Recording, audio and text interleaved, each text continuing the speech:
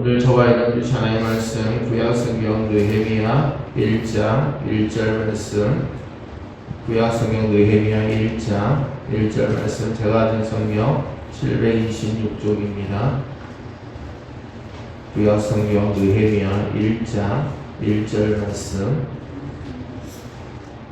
우리 한 목소리로 읽겠습니다. 하가라의 아들 느헤미야의 말이라. 아닥사스 왕 제20년 기슬르월에 내가 수산궁에 있는데. 아멘.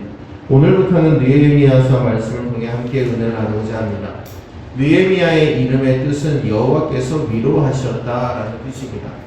주전 586년 느부갓네살 왕이 다스리던 바벨론 제국은 당시 최대 강대국이었던 애국과 아수르 제국 무너뜨리고 새로운 강대국으로 급부상을 하게 됩니다. 그 무렵 예레미야 선지자는 눈물로 이스라엘 백성들을 향해서 율법을 버리고 하나님을 떠나서 우상을 숭배하게 되면 나라는 망하게 될 것이고 바벨론의 포로가 될 것을 눈물로 호소했습니다. 그러나 아무도 듣지 아니하고 결국 유다 왕국도 바벨론의 손에 멸망을 당하게 됩니다.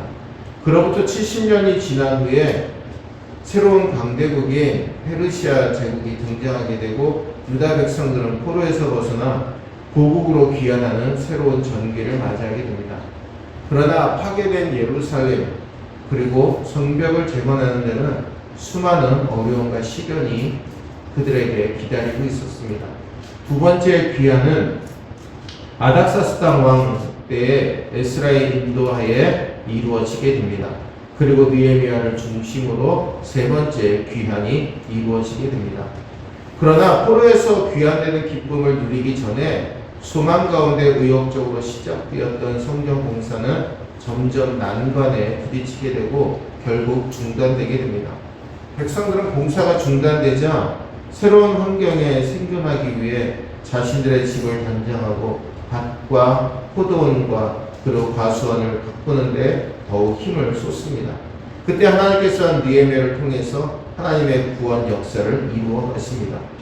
즉 느헤미야가 하나님 앞에 서게 된 시간은 암울했던 시대에 하나님을 잊어버린 영적 황폐함 속에서 삶의 고비고비마다 하나님의 손을 붙들었던 시간입니다. 느헤미야 6장 9절에 이제 내 손을 힘있게 하옵소서 라고 말씀하고 있듯이 느헤미야를 인간의 영웅으로 묘사하고 있는 것이 아닙니다. 즉 느헤미야를 통해서 역사하시는 하나님의 능력을 드러내고 있습니다. 오늘부터 우리는 느헤미야서를 통해서 하나님 말씀을 깨닫고 오늘 이 시대에 하나님이 위로하시는 사람들로 세워지시는 저와 여러분들 되시기를 주의 이름으로 축원합니다. 오늘 우리가 살아가는 세대는 긍정적인 요소보다는 삶의 모든 영역에서 어두운 그림자가 많이 있습니다.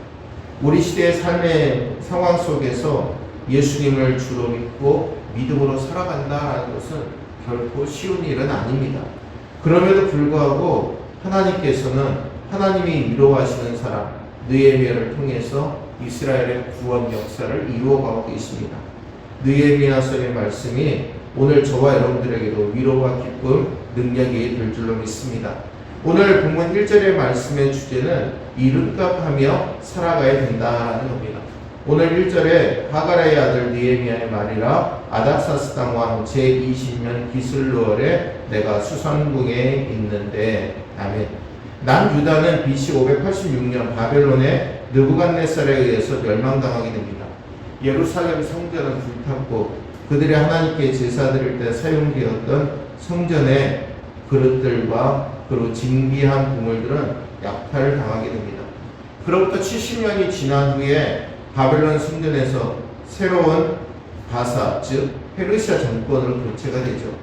그래서 페르시아의 고레스 왕 때 1차, 2차, 3차 포로의 귀환이 이루어지게 됩니다. BC 444년에는 아닥사스당 왕에 의해서 느헤미야의 인도로 세 번째 포로 귀환을 합니다. 아닥사스당 왕은 아하수에로 왕의 아들입니다.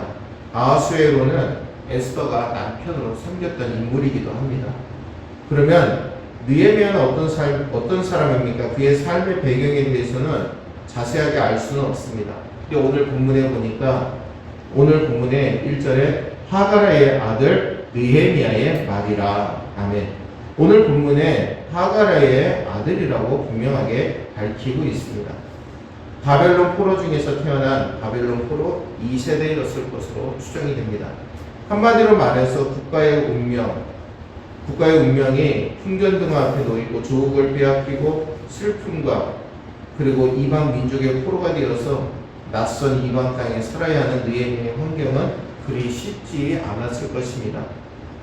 느헤미야의 아버지 하가라의 뜻은 여호와께서 괴롭히다라는 뜻입니다.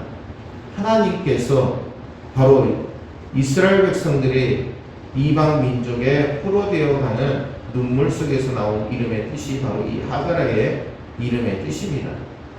즉 느헤미야의 아버지 하가라의 시대는 조국의 멸망과 환란의 시대에 절규가 있었고 고통의 눈물이 있었다라는 겁니다. 그런데 이방 민족의 땅에서 태어난 아들에게는 느헤미야, 즉 여호와께서 위로하셨다라는 뜻을 갖게 됩니다. 언약의 하나님으로부터 이러한 어려운 순간 가운데도 하나님의 위로를 기다리는 자, 하나님께서 그를 부르셨다라는 겁니다.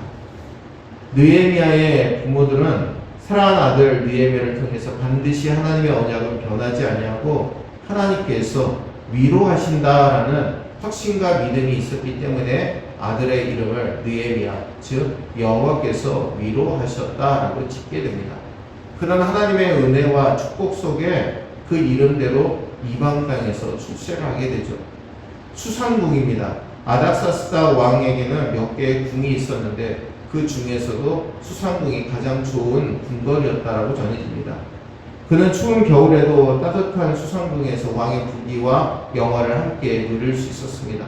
느헤미야의 공식적인 직함은 11절에 왕의 술관원이라고 소개하고 있습니다.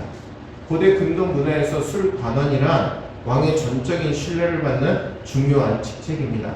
창세기에 나오는 요셉의 기사 속에서도 술관원이 등장하기 때문입니다. 왕이 술을 마시기 전에 술 맛을 보는 자입니다.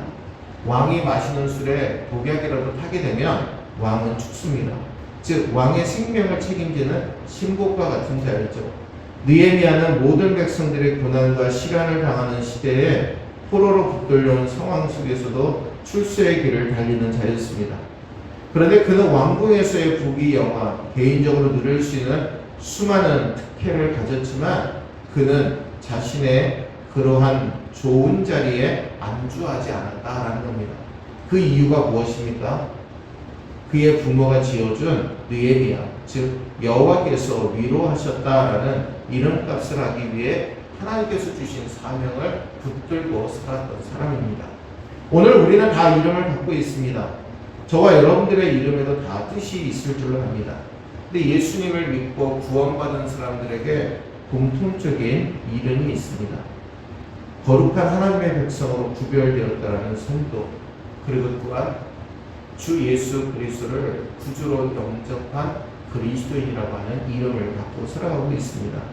베드로전서 1장 2절에 곧 하나님 아버지의 미리 아심을 따라 성령이 거룩하게 하심으로 순종함과 예수 그리스도의 핏부림을 얻기 위하여 택하심을 받은 자들에게 편지하노니 은혜와 평강이 너희에게 더욱 많을지어다. 아멘. 베드로 사도는 하나님의 택함받은 성도들에게 편지하면서 하나님께서 창세전부터 택하여 주시고 성령의 능력으로 거룩하게 구별하여 주시고 예수 그리스도의 보혈의 능력을 통해 하나님과 화해가 이루어지고 하나님의 사랑, 은혜, 보호함을 받는 자들이라고 선포하고 있습니다. 바로 이 모습이 하나님 앞에 그리스도인으로 하나님의 자녀로 거룩한 성도로 구별받는 자의 모습이다라는 겁니다. 사랑하는 우리 세국제 여러분들, 세상이 우리를 어떻게 평가하느냐 하는 것보다 더 중요한 것이 있습니다. 하나님께서 우리를 어떻게 평가해 주시느냐라는 겁니다. 세상 사람들이 보기에는 연약하고 부족해 보이지만 하나님이 함께 하시는 사람은 하나님의 거룩한 자녀요 백성들이기 때문입니다. 성도라고 하는 이름은 세상에서 구별되었다라는 겁니다. 단순히 성도라는 이름이 예수 믿고 천국 간다 하는 정도가 아닙니다. 더 영광스럽고 복되고 세상 사람들이 결코 누릴 수 없고 알 수 없는 축복이 약속되어 있는 자가 성도라는 것이죠.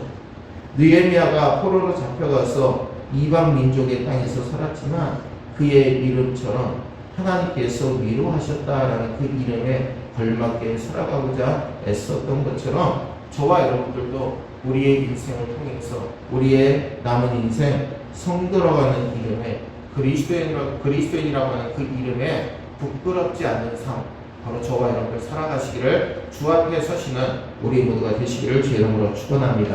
기도하겠습니다. 은혜로우신 주님, 이방 민족에서 태어나고 이방 민족의 왕 밑에서 술 맡은 관원으로 살게 된 느헤미야는 모든 것이 다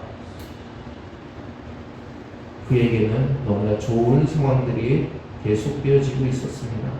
그러나 하나님께서 민족을 위로하시기 위해 느헤미야를 세워주셨음을 항상 잊지 아니하고 조국의 아픔을 항상 기억하며 그 조국으로 돌아가서 그 아픔을 함께하고자 하는 느헤미야의 마음이 항상 그에게 존재하고 있었음을 우리는 말씀을 통해 보게 됩니다. 주님, 그 누구든지 편한 자리에 서기를 원하고 그 누구든지 편한 삶을 살기를 원하지만 느헤미야는 그렇지 아니하고 무너진 성벽을 재건하고 다시 한번 하나님의 백성으로 올바로 서게 하기 위해서 주님 앞에 믿음으로 살고자 결단하는 느헤미야의 모습을 보게 됩니다. 사랑의 주 하나님, 오늘 우리에게도 이름이 있는 것을 믿습니다. 성들어가는 이름, 그리스도인이라고 하는 영적인 이름이 우리 가운데 주어져 있음을 믿습니다. 거기에 걸맞는 이름값을 하며 살아가도록 인도하여 주옵소서.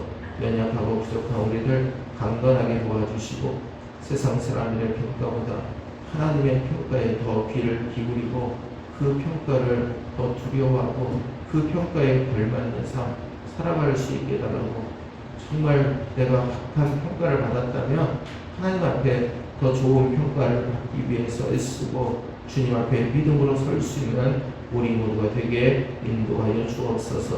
오늘 이 새벽에 우리 함께 기도하게 될 때 하나님, 우리 모두가 하나님 앞에 정말 참된 평가를 받아서 하나님 앞에 귀하게 쓰임받기를 원합니다. 믿음으로 결단하고 주 앞에 나아가기를 원하니 주께서 축복하시고 은혜를 베풀어 주옵소서. 이 시간 함께 기도하게 될 때 성령께서 역사해 주시고 우리의 모든 삶에 주님의 영광으로 주님의 축복하심으로 가득하게 채워질 수 있도록 은혜를 베풀어 주심을 믿고 예수님의 이름으로 간절히 축복하며 기도하옵나이다. 아멘. 하늘에 계신 우리 아버지여, 이름이 거룩함을 받으시오며 나라가 임하시며 이시 하늘에서 이루어 같이 땅에서도 이루어지이다.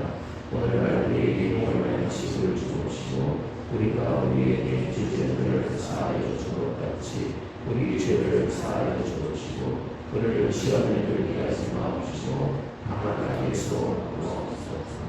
나라와 권세와 영광이 아버지께 영원히 있사옵나이다. 아멘.